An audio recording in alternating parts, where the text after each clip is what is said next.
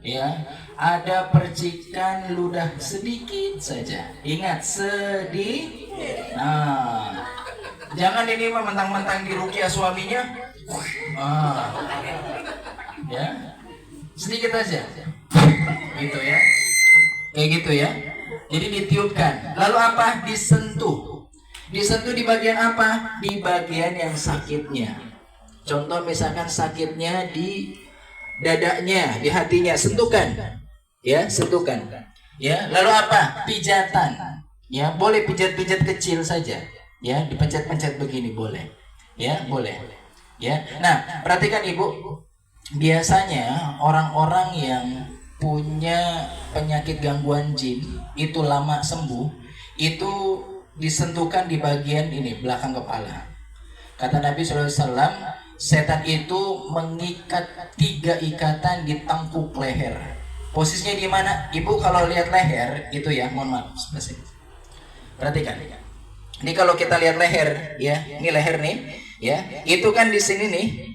Ini tengkuk nih kata Nabi. Ya, ini tengkuk ini nih di dalam hadis. Itu ada kayak dekokannya, ya. Coba Ibu pegang, ada dekokan. Nah, di situ disentuhkan. Ya, jadi begini disentuhkan. Sentuhnya nggak usah ditekan, nggak usah, disentuh aja biasa. Ya, sambil dibaca.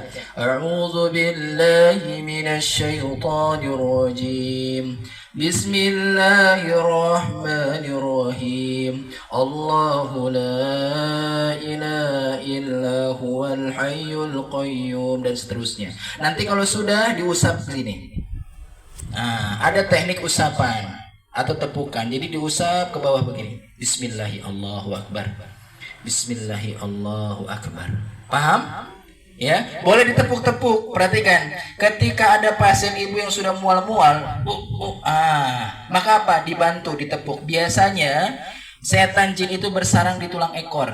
Kata para ahli ruqyah itu, setan jin senang bersembunyi di mana? Tulang. Maka apa? Ditepuk, Pak. Begini cara nepuknya. Ya. Ya. Jadi begini. Jangan begini. Sakit. Ya, apalagi begini. Bahaya itu.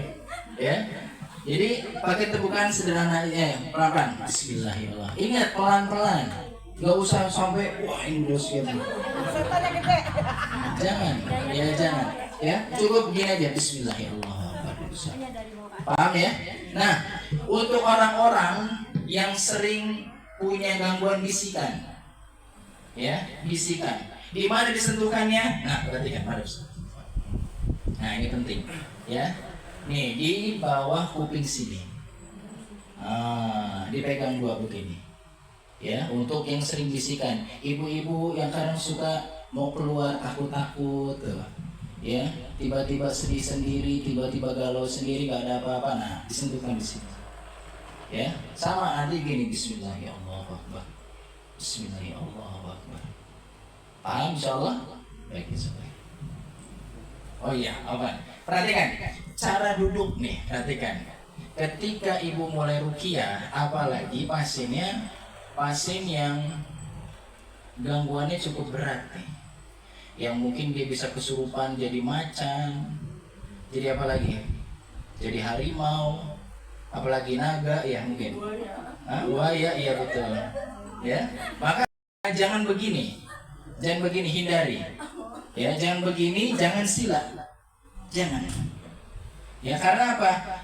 Posisi duduk seperti ini dan sila, khawatirnya apa? Ketika ibu diserang secara tiba-tiba, ibu tidak bisa apa? Menghindar ataupun melawan. Susah. Tapi bagaimana posisinya begini? Gini. Ini posisi kuda-kuda betul. Ya. Kalau posisi begini tiba-tiba menyerang, ibu bisa melawan, ibu bisa lari. Ya. Ya. Enak kalau gini larinya. Langsung kabur ke belakang atau kemana gitu bisa enak. Tapi kalau begini kan lama, coba deh. Ya. Nah, paham ya? Jadi begini posisinya. Ya. Pastikan jaraknya, kalau misalkan memang pasien ini berbahaya jangan terlalu dekat. Paham ya? Nah, lalu perhatikan, sebelum Bapak Ibu nanti meruqyah, tanya dulu namanya. Tanya dulu namanya, sakitnya apa? Ya. Lalu yang ketiga, berikan nasihat. Ya, tadi itu tentang bertobat kepada Allah, membersihkan jiwa, kasih nasihat. Ya, Ustaz, kenapa harus ditanya namanya? Karena begini, pentingnya nama itu untuk menyadarkan kalau dia lagi kesurupan. Misalkan Bu Siti bangun, Bu Siti gitu. Dipanggil namanya dan ingat diketuk-ketuk bawah ini ya. Ingat ya, dalam cara membangunkan orang kesurupan tuh nggak perlu dipencet sana, pencet sini, nggak perlu. Ya, sampai ada yang dilempar garam, diceburin ke got, itu ada loh Bu. Iya itu Bu ya, nggak perlu. Apa di ketuk-ketuk sini ini, ya. Ini bagian titik kesadaran nih Bu. Orang kalau pingsan, begini-gini nih, ya. Sambil panggil namanya, misalkan Bu Siti bangun, gitu, paham ya? Bisa insya Allah? Baik, bisa.